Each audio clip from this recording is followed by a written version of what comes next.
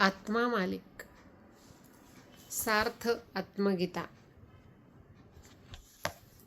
विश्वात्मक गुरुदेव जंगलीदास महाराज आत्मा मालिक माऊली यांच्या पवित्र वाणीतून प्रकट झालेली ही सार्थ आत्मगीता आहे. अध्याय 2 मनोवंदना याचा आपण वाचन करीत आहोत. मन एवं मनुष्याणां बंध मोक्षास्त कारणं शुद्धं मनो हि मोक्षायः विषये बंधन भवेत्. षडङ्कल्पशक्तिसंयुक्तं मनोविश्वस्व सृष्टिदं जगताः सर्वदुःखानि मनोस्सु भ्रम हेतवः. मन हेच मनुष्याच्या बंधनाचे आणि मोक्षाचे कारण आहे. हा अत्यंत गंभीर सिद्धांत आहे. मन ही एक अद्भुत शक्ती आहे. ती अंतःकरणात राहून विचार, संकल्प आणि भावना निर्माण करते. हेच मन जर अशुद्ध असेल तर ते बंधनाला कारण होते. अशुद्ध म्हणजे विषयांच्या मागे धावणारे. जेव्हा मन शब्द, स्पर्श, रूप, रस, गंध या विषयात गुंतते तेव्हा हे बंधन निर्माण करते. विषय हे बंधनाचे बीज आहेत. विषयाचं चिंतन केल्याने त्याच्यामध्ये आसक्ती निर्माण होते आणि आसक्तीपासून कामना उत्पन्न होते. कामनेपासून क्रोध आणि लोभ निर्माण होतात. हे सर्व मिळून जीवाला संस्कार चक्रात बांधून ठेवतात. याउलट जर मन शुद्ध असेल तर ते मोक्षाला कारण होतं. शुद्ध मन म्हणजे विषयापासून विरक्त झालेलं आणि आत्मस्वरूपात स्थित झालेलं मन. असं मन वैराग्य आणि विवेकाने युक्त असतं. ते आत्म्याच्या चिंतनात रमतं. ते ब्रह्माकार वृत्ती धारण करतं. हीच ब्रह्माकार वृत्ती अविद्येचा नाश करते आणि मोक्ष मिळवून देते. म्हणूनच मन हेच बंधनाचे आणि मोक्षाचे मूळ आहे. साधकाने मनाला विषयापासून वळवून आत्मस्वरूपात स्थिर करावे. जोपर्यंत मन विषयात रमते तोपर्यंत बंधन आहेत. जेव्हा ते आत्म्यात रमते तेव्हा मोक्ष आहे. हा मनाचा खेळ समजणे हीच अध्यात्माची गुरुकिल्ली आहे. 2 श्लोक या मनाच्या सामर्थ्याचं वर्णन करतो. संकल्पशक्तीने युक्त असं हे मन विश्वाची सृष्टी करणारे आहे. संकल्प म्हणजे निश्चयात्मक विचार. मन जो संकल्प करते त्याप्रमाणे जीवन आपलं घडतं आणि मनुष्याचं बाह्य जग हे त्याच्या मनाच्या संकल्पाचं प्रतिबिंब आहे. मन जर जसं असेल तसं त्याचं विश्व बनतं आणि जर मन शुद्ध असेल तर त्याचं आनंदमय विश्व बनतं. जर मन अशुद्ध असेल तर दुःखमय विश्व तयार होतं. हे जग मनाचीच निर्मिती आहे आणि हेच जग मनाच्या सर्व दुःखाचं कारण सुद्धा आहे. मनोस भ्रम हेतवः म्हणजे मनातील भ्रम हेच दुःखाचं मूळ कारण आहे. भ्रम म्हणजे चुकीची कल्पना. मी देह आहे, मी अमुक आहे असं मानणंच भ्रम आहे. हा भ्रम मनामध्ये असतो. त्यामुळे जीव स्वतःला मर्यादित समजतो. मर्यादित असल्यामुळे त्याला इच्छा, अपूर्णता आणि दुःख भोगावं लागतं. मनाचा हा भ्रमच सर्व दुःखांचं मूळ आहे. जर भ्रम दूर झाला तर दुःख नष्ट होतं. भ्रम नष्ट करण्याचं साधन म्हणजे ज्ञान. ज्ञानाने मन शुद्ध होतं आणि भ्रम नाहीसा होतो. तेव्हा जीवाला आपलं खरं स्वरूप कळतं. म्हणून साधकाने मनाच्या भ्रमांना ओळखून त्याचा त्याग करावा. अशा प्रकारे 1 श्लोकाचे मन हेच बंधनाचे आणि मोक्षाचे कारण आहे. हा निर्णयात्मक सिद्धांत मांडला आहे. विषयासक्त मन बंधन देतं तर शुद्ध मन मोक्ष देतं. 2 श्लोकाने मनाची संकल्प शक्ती विश्व निर्माण करते आणि मनातील भ्रम हे सर्व दुःखाचं मूळ आहे, सर्व दुःखाचं कारण आहे. विशद केलं मन ही अद्भुत शक्ती आहे. तिला योग्य दिशा दिली तर मोक्ष देते, अन्यथा बंधन. साधकाने मनाच्या भ्रमांचा नाश करण्यासाठी सत्संग, श्रवण, मनन, निधिध्यासन यांचा आश्रय घ्यावा. विषयांच्या मागे धावणाऱ्या मनाला परतवून आत्मस्वरूपात स्थिर करावे. मन शुद्ध झालं की भ्रम नष्ट होतो. भ्रम गेला की दुःख जातं. दुःख गेलं की आनंद प्रकट होतो. हाच आनंद मोक्ष आहे. म्हणून मनाचं शुद्धीकरण हीच खरी साधना आहे. ह्याच आत्मगीतेची साधकाला दिलेली दिशा आहे. मन जिंकलं की जग जिंकलं असं म्हणतात. याच अर्थाने हा मनाचा विवेक साधकाला बंधनातून मुक्त करून मोक्षपदी नेऊन ठेवतो. हीच परमनिष्ठा आहे. मागिले प्रकरणीन विस्तारे, केली उजळणी विस्तारे. कोठे कैसे करणे सरे, मानव देहाची. देहाचे पूर्वसंचित, वरदान आत्मयाचे जिवंत. तया निर्गुणा जाणण्यात, तत्म आत्मयाचे. नानाविध नाना प्रकारे, मन गुण अवगुण देह विकारे. मिश्रण विलक्षण उरे, मनुष्य प्राणी. या सकळांचा बनला, देह पसारा मांडियला. विशेष पोचारा फिरविला, त्यावरी अवयवांचा. पंचेंद्रिय तथा ज्ञानेंद्रिय, पूरक आदी इंद्रिय.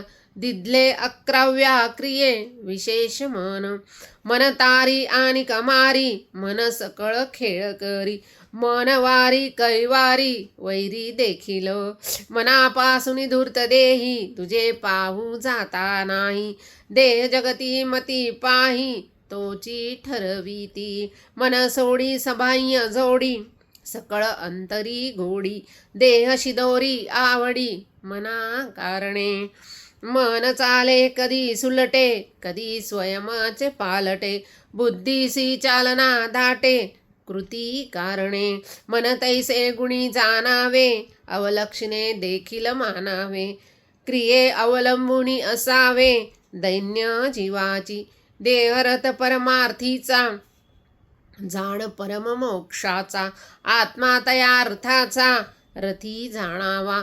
दशेंद्रिय अश्व जोडिले, मन रथा सारथी केले. कारभारी तया नेमिले, कर्मे ठेवणी.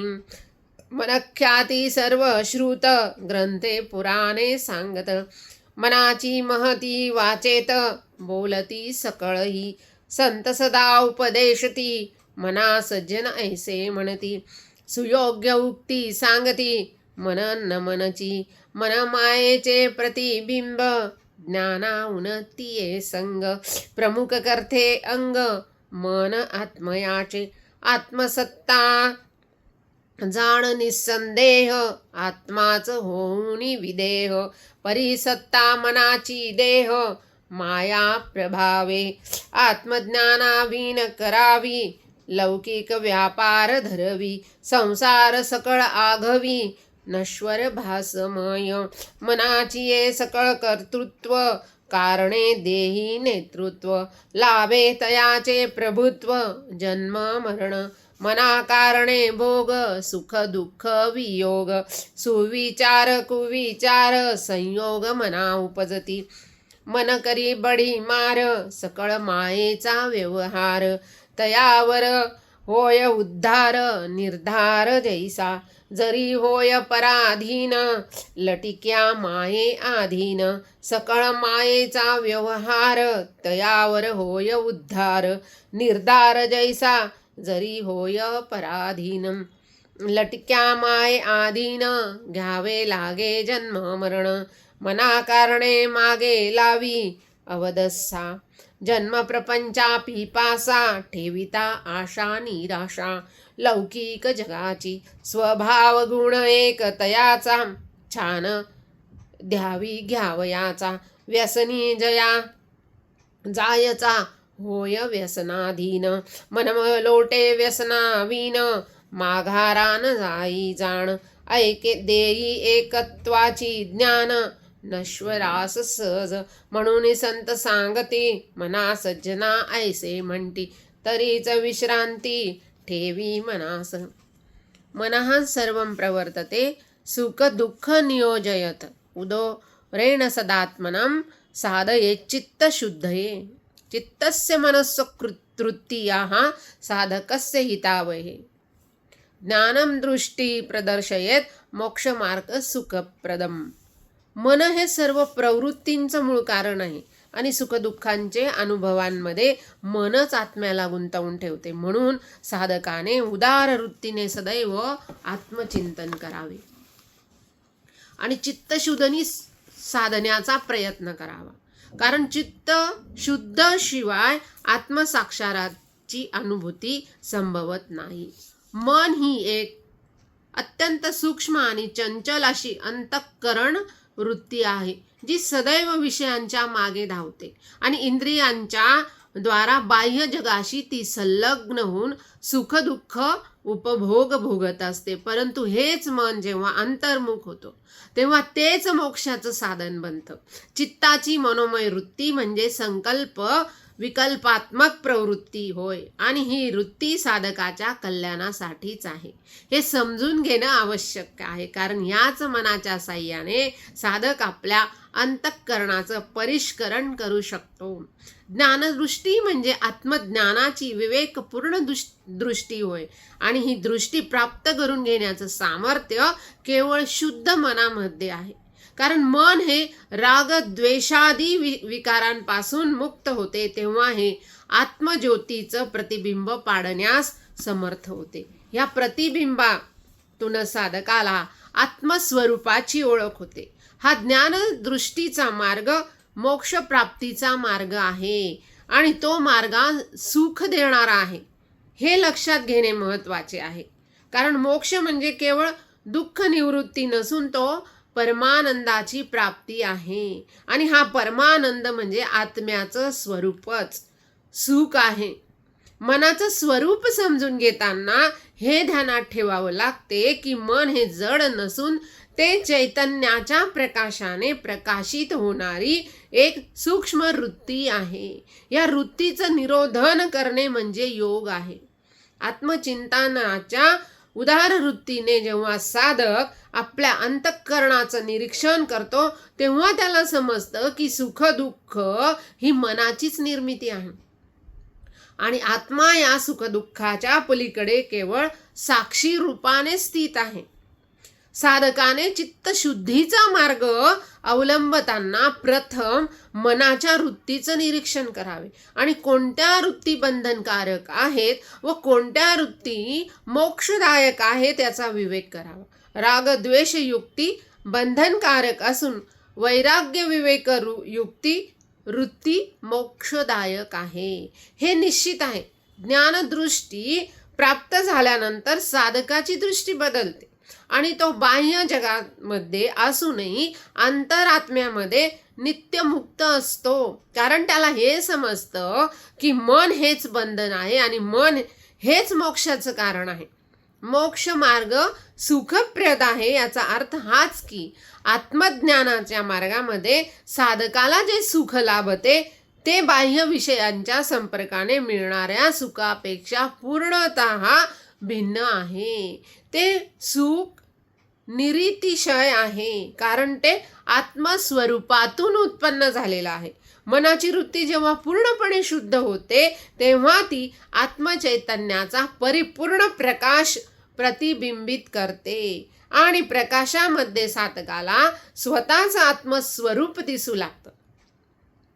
हीच ती ज्ञानदृष्टी आहे आणि जी मोक्षाचा मार्ग दाखवते आणि तो मार्ग सुखरूप आहे. कारण या मार्गाने जाणारा साधक अज्ञानरूपी अंधकारातून ज्ञानरूपी प्रकाशाकडे जातो.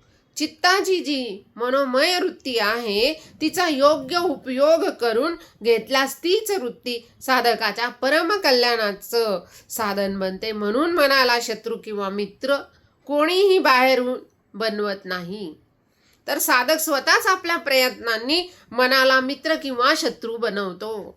हे सूत्र लक्षात घेतलं पाहिजे. उदार वृत्तीने सदैव आत्मचिंतन करणे म्हणजे संकुचित अहंकाराचा पलीकडे जाऊन आत्मभावामध्ये स्थित होणे आणि ही चित्तशुद्धीची खरी प्रक्रिया आहे. अशा प्रकारे मनाच्या स्वरूपाचं आकलन, चित्तशुद्धीची साधना, ज्ञानदृष्टीची प्राप्ती आणि मोक्ष मार्गाचा अनुभव, हा सर्व आध्यात्मिक मनाच्या हा प्रवासाच्या माध्यमातून साधकाला पार करावा लागतो. आणि म्हणून मनाचं महत्त्व अनन्यसाधारण आहे. तरी सजीवे जाणता जीवासी, आत्मशांती अनुभवासी, येई सत्य प्रचितीसी, परब्रह्म स्वरूपाची, लावी तैसी गोडी लागे, म्हणून सज्जनैसे सांगे, स्वभाव मनाचा भोगे, ऐसा जाणावा, तयामुळे फिरती सूत्र,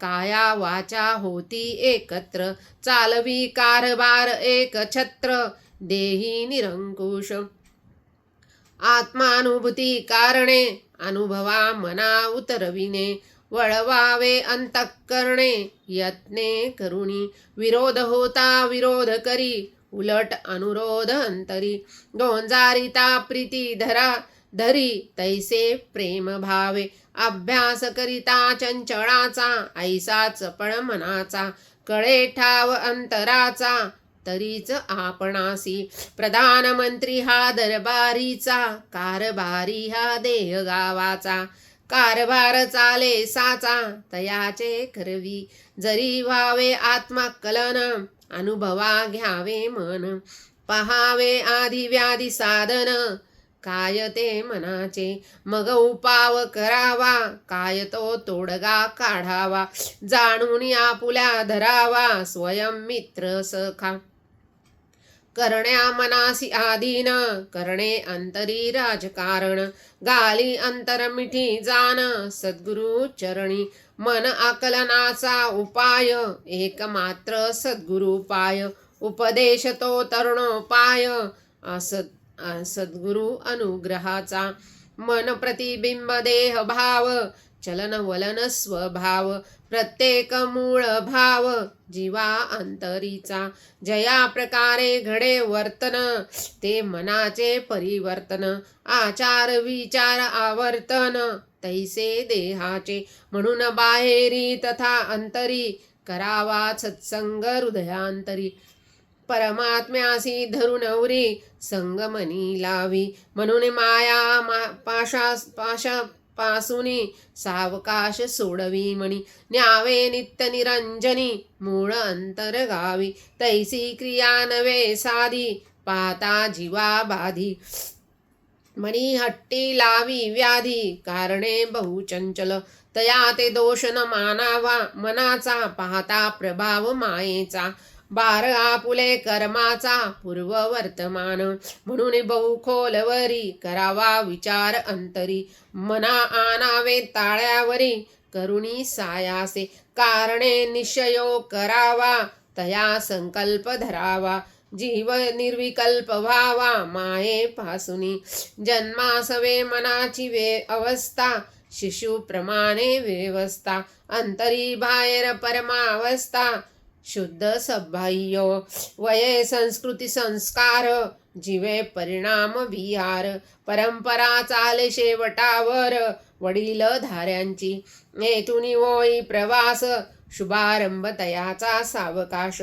आरंभ सानपणी जीवास, होय मनाचा प्रभाव, सुसंगती विसंगती, ठरवू पाहे मनस्थिती, भाव स्वभाव तथा गती, घडे येथुनी, म्हणती जैसे खावे अन्न, तैसे होईल मन, आहार परिणाम जाण, ऐसा विचार येथचा, तैसे बनते अनुमान, ठरते देहाचे परिमाण, अवलंबून असे महिमान, मन करणीचे, गुर्वाज्ञया मनोबद्धम शिष्यरूपेण तिष्ठति, स्वतंत्रं चेतदा शत्रु, वशीकृतं तु मित्रवतं, देयं यत्र मन शांतं, तैत्रवात्व प्रकाशनं, तस्मोदेकाग्रता साध्या योग साधन पूर्वकम. गुरूंच्या आज्ञेनं मन बद्ध होते आणि शिष्य रूपाने स्थिर राहते. हे सूत्र अत्यंत गहन आध्यात्मिक रहस्य उलगडणारं आहे. कारण मन हे मुळात स्वच्छंदी चंचल असतं, परंतु गुरूंच्या आज्ञारूपी अंकुशाने ते अनुशासित होतं आणि साधनेच्या मार्गावर स्थिरपणे उभे राहते. गुरु म्हणजे केवळ देहधारी व्यक्ती नसून ते परम चैतन्याचे मूर्तिमंत प्रतीक आहेत आणि त्यांची आज्ञा म्हणजे आत्मसाक्षात्काराच्या दिशेने मार्गदर्शन करणारी दिव्य शक्ती होय. मन जेव्हा स्वतंत्र राहते तेव्हा आपल्या विकल्पांच्या तरंगात उठत बसत असते आणि इंद्रिय विषयांच्या प्रापंचिक जाळ्यामध्ये अडकून साधकाचा परम शत्रू बनते. स्वतंत्र मन हे सदैव बहिर्मुख असते. ते अनेक प्रकारच्या वासनांच्या मागं धावतं आणि राग द्वेषात्मक प्रवृत्तीने गाजलं जातं. अशा स्थितीमध्ये आत्म्याचं प्रतिबिंब पाडू शकत नाही आणि तेच मन जेव्हा गुरूंच्या आज्ञेने किंवा शास्त्रज्ञेने नियंत्रित होते तेव्हा ते अंतर्मुख होऊन आत्मस्वरूपाची अनुभूती घेण्यासाठी समर्थ बनते.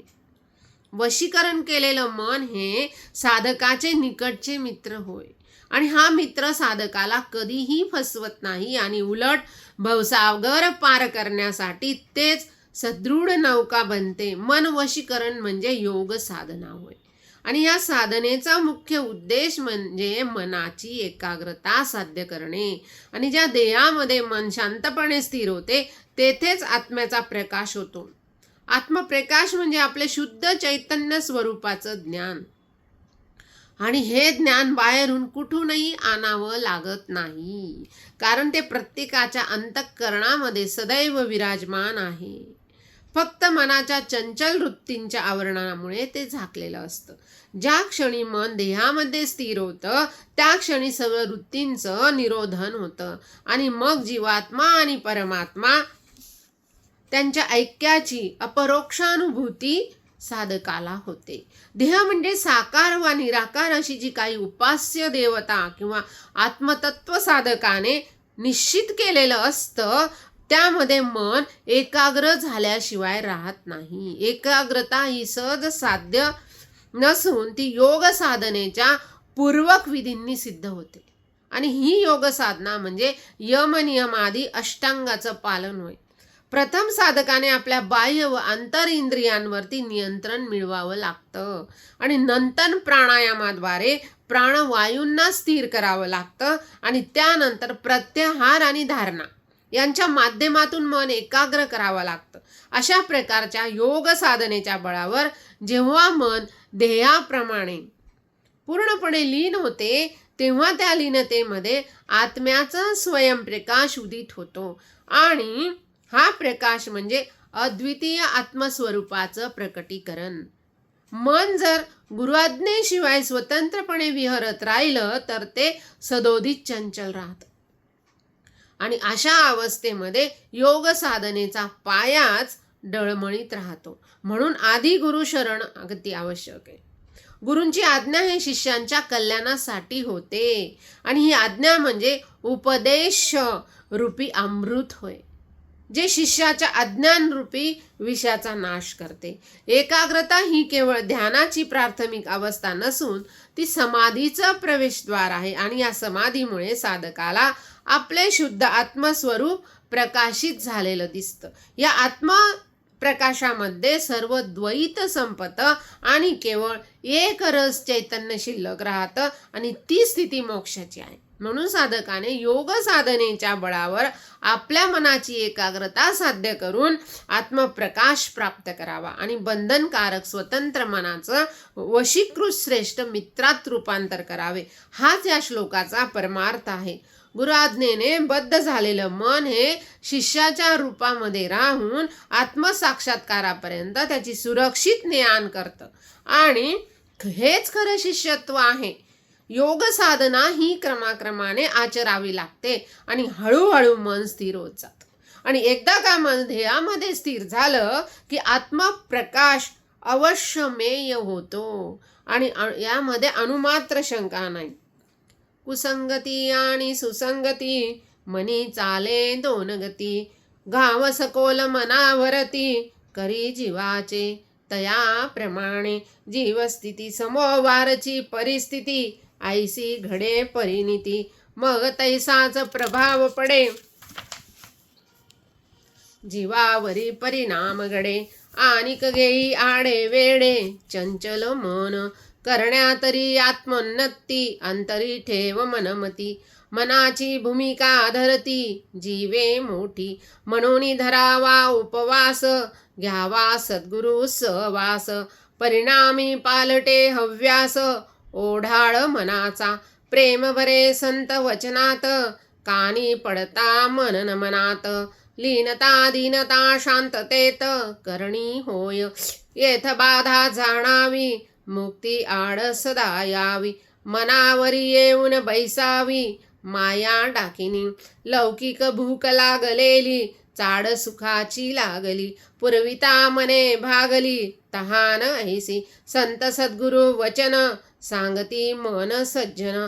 परम सत्य भगवान, अनुभूती सुखाची, पारलौकाची ख्याती, संत सत्य महती सांगती. आत्मज्ञानाची एक संगती, घडविती सहज, म्हणून मनावरी करीसी, उपदेश जीवा देती. निरुद्देश करण्या सांगती, तया मायेपासून, धीर धरून ठाव, तया पाशावी देहा ठेव. तोचीची जोडिती भाव, जीवाचा आत्मयाशी.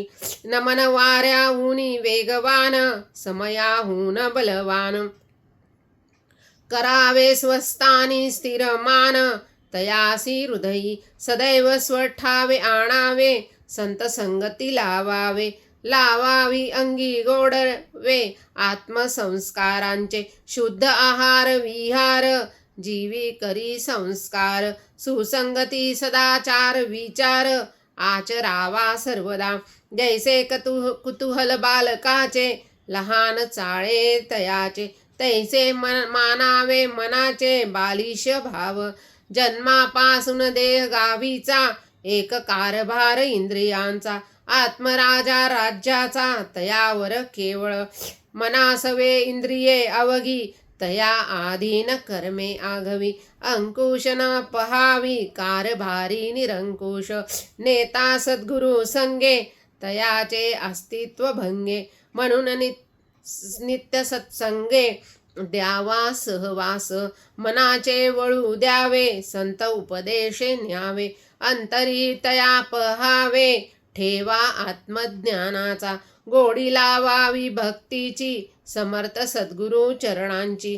कारणे वस्ती सद्विचारांची, होय सदा.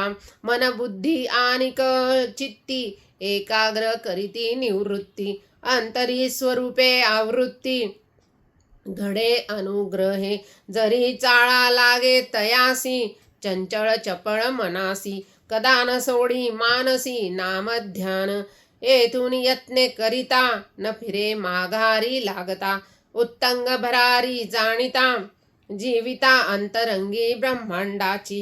पाहिजे होणे निसंग, जीवनी करणे सत्संग. अवस्थेसी लागे रंग, अंतर्बाह्य उन्मनी. मनसां स तिष्ठती, सुख दुःख योगदं गुणाः. क्षणे क्षणे विवर्धते, ध्याने नैव शमन्ति ते. मनसो ध्यान योगेन, नित्यात्मानि लभ्यते. चित्तवृत्ती विरामात्यु, साधकस्य फलं महत्. सुखदुःखादी सर्व गुण हे मनासोबत वास्तव्य करीत असतात आणि ते क्षणाक्षणाला वृद्धिंगत होत असतात. हे सूत्र अंतःकरणाच्या गूढ कार्यपद्धतींचं अत्यंत सूक्ष्म दर्शन घडवतं.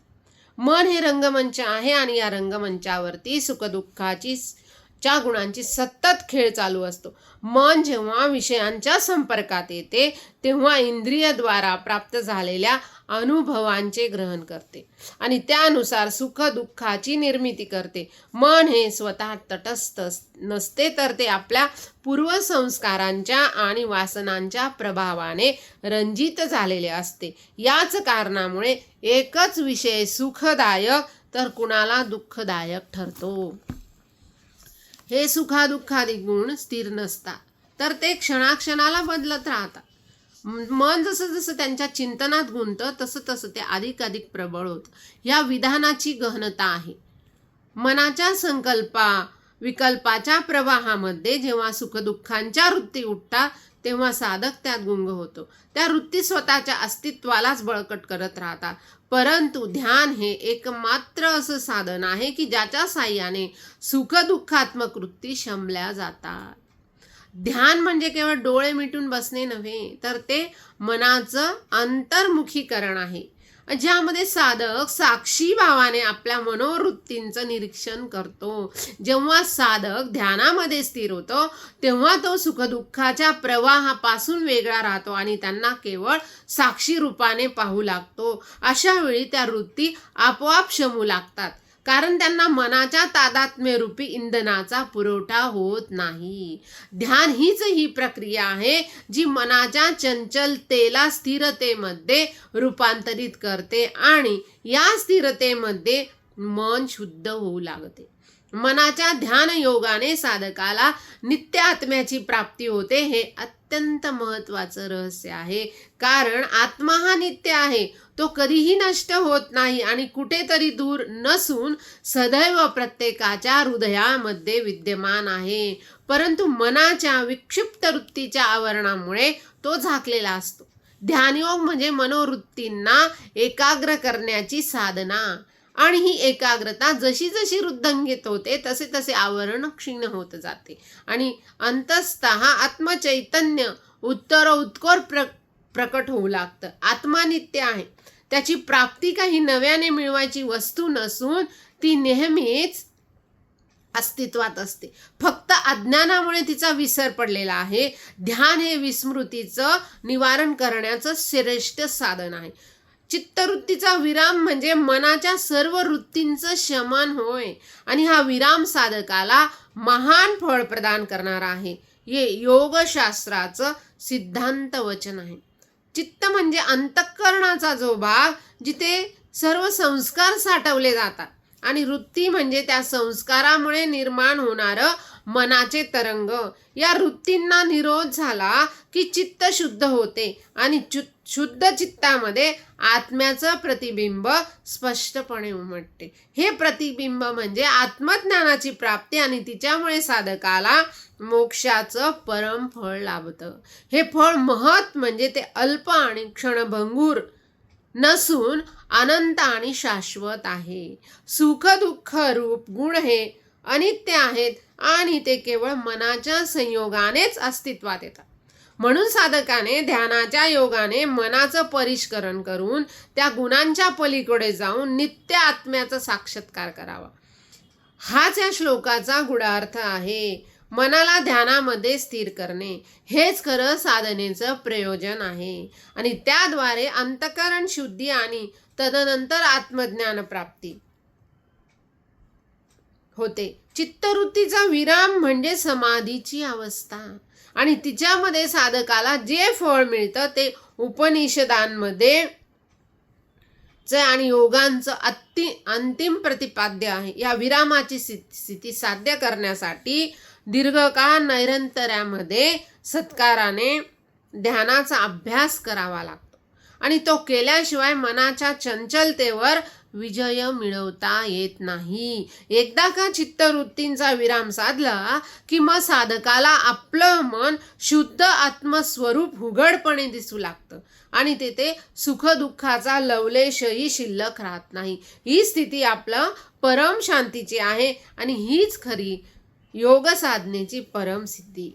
कारणे मनी न धरी स्वार्थ बुद्धी उरी, तटस्थ अवस्था करी जीवे मनस्थिती, तैसा घडे सगुण संग तैसे निर्गुण निसंग, घडता मनाचे अंग सुलटे होऊन पालटे, कुसंगातून मिळे परावृत्ती ढळे जन्म मरण आवृत्ती, नित्य संसारी निवृत्ती मना कारणे, जरी गुंतवी मनास द्यावे सद्गुरु संतास, ठेवी निरंजन तयास स्वरूप बोधी, मग आनावे ध्यानी मनानी सद्गुरु भुवनी, तोच ठेविता मनी आत्मा उकल, जरी कळे स्वांतरी आपुले अस्तित्व जगदांतरी, जीवन आत्मतत्व भरारी, मार्गी लागेल लक्ष सापडेल मानसी असता चंचळ मनासी भक्ती घडेल जीवासी लीन राहता मगन आठव मनासी कळेल मनशक्ती तयास थांबेल जगती फिरण्यासी भ्रामक भटकंती मना स्थिरता लाभुनी शांती नांदे अंतःकरणी मानस पूजा रात्रंदिनी चाले अंतरी देहगावीचा कारभारी आकळिता मनास वारी माया पडदा सारी स्वरूपे उघडे बाह्यरंग सोडूनी अंतरिये धावूनी ओढ सदा हृदयातून लागे आत्मयाची मन अवस्था अधीर होई वेडे होऊन पाही भेट घेण्या सद्गुरु आई स्वरूपी आतुर मनासी कारण कळले ठाई परमार्था जाणिले जरी नसेल तया धरिले घडे अनर्थ आत्मध्यास स्थिती कारणे मानसी स्वरूप चिंतने करावे अहर्निशी जीवाने चिंतन आत्मयाचे जोवरी भेटन मालकाशी चैन न पडे मनाशी असता देखील आळशी परिवर्तन सज्जनी जरी खटपटी उलटे मन हे तरीच पालटे देह बुद्धी सहज सुलटे उलटे चालणारी सर्वसामान्य तयाचे आचरण घडे सर्वदा सदाचरण बाह्यवृत्तीतून आकुंचन आत्मवृत्तीकडे धाव घेई गुरु ठाई सहवासी चरण पाही संग संत रजनी काही न करिता मिळे ऐसी किमया मनाची होय करणी जीवनाची जैसी विरहिणी तळमळीची गुरु भेटी कारणे चंचळ मन तन्मय होई आत्मरंग दंग देही माया बेरंगी होई पाही विसर जगाचा मग जीवाचे ध्यान लागे अंतरंगी स्वरूप जागे स्वरूपाकार एकांगी लागे हृदयांतरी आपुल्या वेड्या मनाची तहान भूक विसर पडे जीव एक कारण सापडे नेक दृष्टी आत्मयाचे उन्मनी अवस्था स्थिर सत्ता सकळ पाकळे विद्वत्ता वाटे समीप योग्यता आत्मसत्ता एक जरी मनासी कळे मेख काय असे सत्य सुख नाशिवंत कदा न देख विषय सुख शाश्वत सुखा कारणे अविश्रांत प्रवास करणे अंतरीचा भिकारी होणे तव आत्मयाचा सर्व परवशम दुःखम सर्वमात्वं वशं सुखम एतन्द्वियात्मस्मासेन लक्षणं सुखदुःखयो मनप्रसाद सर्वशां उत्तमं सुखसाधनं मनसो ह्यामलेनैव परम पदमा न्यूयात पराधीनता हेच दुःखाचं मूळ आहे आणि आत्माधीनता हे सुखाचं सार आहे. हा सिद्धांत अत्यंत संक्षेपाने सुखदुःखाचे लक्षण स्पष्ट करणारा महामंत्र आहे. सर्व दुःखाचं हे जे दुःख आहे परवेशातून उत्पन्न होतं. म्हणजे जेव्हा जीव स्वतःला बाह्य परिस्थितीच्या इच्छा अनिच्छांच्या आहारी सोडतो तेव्हा तो दुःखाला आमंत्रण देतो. कारण बाह्य जगत हे सतत बदलणारं आहे, त्यामध्ये स्थिरता नाही. आणि जीव जेव्हा आपल्या सुखाचा आधार या अस्थिर बाह्य घटकांवर ठेवतो तेव्हा त्या घटकांच्या अभावामुळे किंवा विनाशामध्ये त्याला दुःख अटळ असतं. आत्मवशता म्हणजे आत्म्याच्या स्वामित्वामध्ये राहणे आणि स्वतःच्या अंतःकरणाचे स्वामी म्हणजे यामध्येच खरं सुख सामावलं आहे. कारण आत्मा हा आनंद स्वरूप आहे आणि जेव्हा जीव आपल्या आत्मस्वरूपामध्ये स्थित होतो त्याला तेव्हा बाह्य विषयांची प्राप्तीवर अवलंबून राहावं लागत नाही. या लक्षणाचं आकलन झाल्यास साधकाला हे समजतं की दुःख हे वस्तूंच्या अभावामुळे नसून स्वातंत्र्याच्या अभावामुळे आहे. हे सुख हे बाह्य वस्तूंच्या संग्रहामुळे नसून आत्मस्वातंत्र्याच्या अनुभूतीमुळे आहे. मनाचा प्रसाद म्हणजे मनाची प्रसन्नता हे सर्व सुख साधनांमध्ये सर्वोत्तम आहे. हे सूत्र अत्यंत व्यवहार्य आणि आध्यात्मिक उन्नतीचं बीज आहे. मन जेव्हा प्रसन्न असतं तेव्हा ते बाह्य परिस्थिती अनुकूल असली तरी अंतःकरणाच्या मध्ये विचलितता नसते. उलट मन जेव्हा अप्रसन्न असतं तेव्हा बाह्यता सर्व अनुकूलता असूनही सुखाची अनुभूती येत नाही. मनाचा प्रसाद म्हणजे रोगाद्विष विकारांचा क्षय हेच खरं सुखाचं साधन आहे. कारण प्रसन्न मनामध्ये आत्मस्वरूपाचं प्रतिबिंब उमटू शकतं. हा मनप्रसाद साधण्यासाठी बाह्य उपचारांची आवश्यकता नसते, तर आत्मचिंतनाचे निसर्गतः ते प्रकट होतं. आणि एकदा का हा प्रसाद प्राप्त झाला की जीवन सहज सुलभ होऊन जातं. मन निर्मळ असणं म्हणजे त्यामध्ये काम क्रोधादी विकारांचा मळ नसणं होय.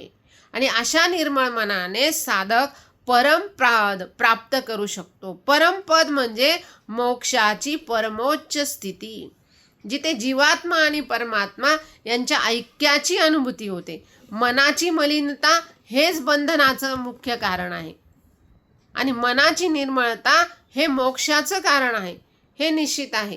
ही निर्मळता केवळ सात्विक वृत्तींच्या संवर्धनाने आणि तामस वृत्तींच्या त्यागाने साध्य होते.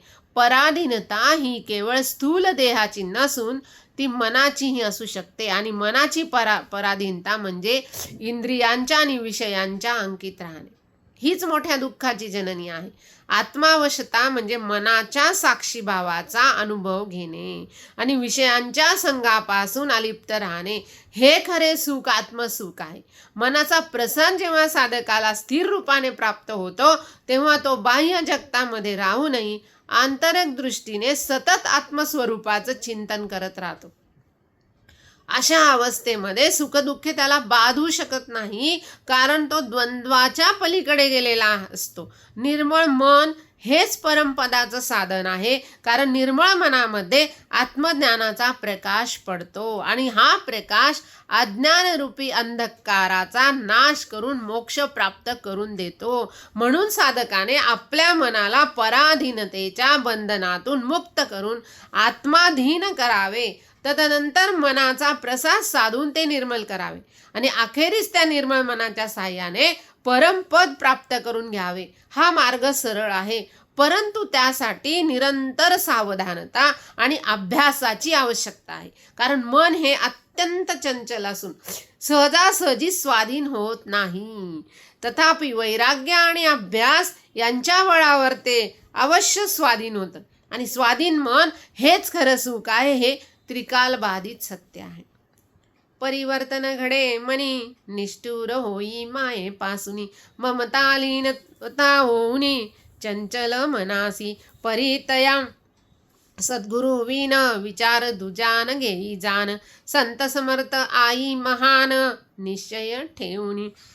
जया वाटे समर्पणे होण्या पाहिजे पूर्णपणे, तयान लागे आवरणे चपळ मनासी. मग प्रपंच मुठीत येता परमार्थ करिता सोपा, आत्मयाचे ध्यान धरिता दांडगे मन. तयासी समजता गोडी आत्मरस लागे आवडी, मनापासून बाहेर सोडी माईक रस. मायासुरा दूर करुणी आत्मरुसुरा मानसी लावणी, दुर्धर व्यसन जीवनी लावी आत्मसुखयाचे. मनावरी चढे रंग आत्मयाचा अनुराग वाढे, कारभारी मन मानी सोडे मी माझ उतरे. आत्मज्ञान लालसे साहजिक होई मन आज्ञाधारक, सर्वदा होई याचक आत्मसुखा लागी. देहावस्था भावावस्था अभिप्रेण सकळ अवस्था, जाणावी मनाची आस्था सकळ स्थिर. सत्तज्ञान होता जीवना आत्मराज आज्ञा मना, आज्ञाधारक चाकरी जाणा तया मनाची. जैसी काये वाचून छाया तैसे आत्मया विन माया, आत्मा करी मनी देवराया राहे सर्वदा. परी काये विन अस्तित्व नसे मन संकल्पना तत्व, मनोनी छाया मन सत्व जाण आत्मयाचे. परी आत्मयाचे अस्तित्व शरीर रूपे जाण सत्व, तयावर मनाचे सत्व अवलंबून असे. मनसंकल्पना जाण व्यवस्था देहाची महान, परी आत्मयाचे महिमान सत्य एकची, तया वेळी हृदयी आत्मज्ञान साचे देही, समूळ नासे जीवी मन कल्पना, अंगी उन्मनी स्थिती बाणे सत्यसंग नीती, आत्मज्ञाने सहज भीती नासे मनाची, म्हणे मी तू भेद मिटून होय अभेद, स्थिर होऊनी अंतरात सदा आत्मस्थिती, परी हे घडे सकळ कारणे होता चळवळ, मनोकारणे केवळ होय येणे जाणे, विचार करी विज्ञाने आत्मज्ञान कैसे जाणे, आधार तया कारणे घ्यावा मनाचा, जागृती स्वप्नी सुषुप्ती आधार हृदयी मनमती, होई आत्मज्ञान वृत्ती सद्गुरु कृपे, तिन्ही अवस्था कल्पिता आपले आपण जाणिता, मग तुर्या स्थिती येता आत्मज्ञाना कारणे, चारी स्थिती नंतर उन्मनी अवस्था निरंतर, आत्माची दिसे जगदांतर सर्वात्मक परिणाम, मी माझे जाय सरून तुची तू उरे जीवनी, केवळ आत्मनामा धरुनी नमन होय, घडे जरी ऐसी भेटी होय सद्गुरु पायी खेटी, देहा सवय घाली मिठी तयांचे चरणी, सद्गुरु सहवासी होती विशेष घाटी आत्मस्थिती, भेटी सदैव तळमळती मन हे लालसे पोटी, मनम प्रथम मज्ञेयम चित्त संस्कार वापीतम, सुख दुःख च धारयति यदैव चित्तमिच्छन्ति, मन प्रवृत्ति निश्यतिं च साधकस्य सदार्थम, सौम्य वेदम न पश्यन्ति ध्यायीनां परम सुखम. हे विचार मानवी मन आणि चित्तांच्या अत्यंत गूढ अशा पदरांना स्पर्श करतात. विशेषतः संस्कारांनी पेरलेला हा शब्द मानवी वर्तणुकीचे आणि दुःखाचे मूळ किती खोलवर रुजलेला आहे हे अचूकपणे अधोरेखित करतो. या श्लोकांमधून मानवी जाणीवेचा गुंता आणि त्यातून आत्मसाक्षात्काराकडे जाणारा मार्ग अत्यंत तर्कशुद्ध पद्धतीने उलगडलेला आहे. मानवी मन हे अत्यंत अनाकलनीय आणि अज्ञेय आहे. त्याचं पूर्ण आकलन करणं तर्कालाही कठीण जातं. मग मनाच्या मागे जे चित्त आहे ते अनेक जन्मांच्या आणि प्रसंगांच्या संस्कारांनी पेरलेली एक सुपीक भूमी आहे. आपण जे काही विचार करतो किंवा जसे काही वागतो त्यामागे या चित्तात पेरलेले खोलवर संस्कार कारणीभूत असतात. हे चित्त आपल्या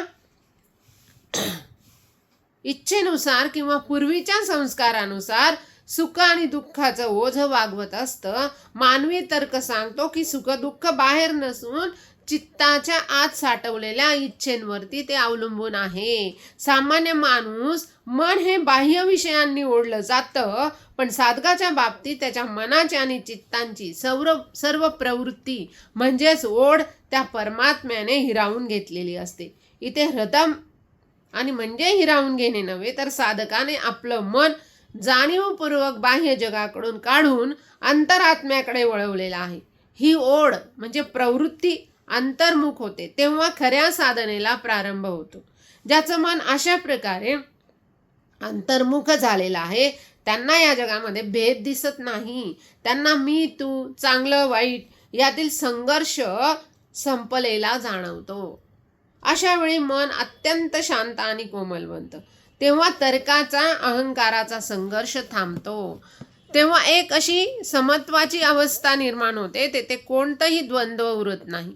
या रचनेचा अंतिम निष्कर्ष आहे ज्यांनी स्वतःला चित्तातील संस्कारांचा खेळ ओळखला आहे, जे अभेद दृष्टीने जगतात अशा ध्यानी पुरुषांना जे सुख प्राप्त होते ते जगातील कोणत्याही सुखापेक्षा सर्वश्रेष्ठ आहे.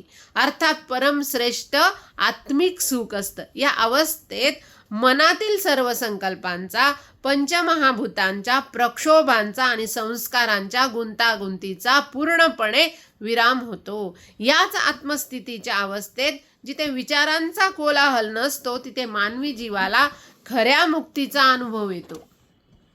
थोडक्यात सांगायचं तर चित्तातील संस्कारांना ओळखून बाह्य भेद संपवणे आणि ध्यानाच्या माध्यमातून त्या अज्ञेय मनाला शांत करणे. तत्वविरामाच्या अथांग शांततेत विसावणे हाच मानवी जीवनाचा सर्वात प्रगल्भ आणि तार्किक मार्ग या रचनेचा साकार आहे. ही अवस्था म्हणजे केवळ विचारांची शांती नाही, तर तो साक्षात आत्मिक आनंदाचा उदय आहे.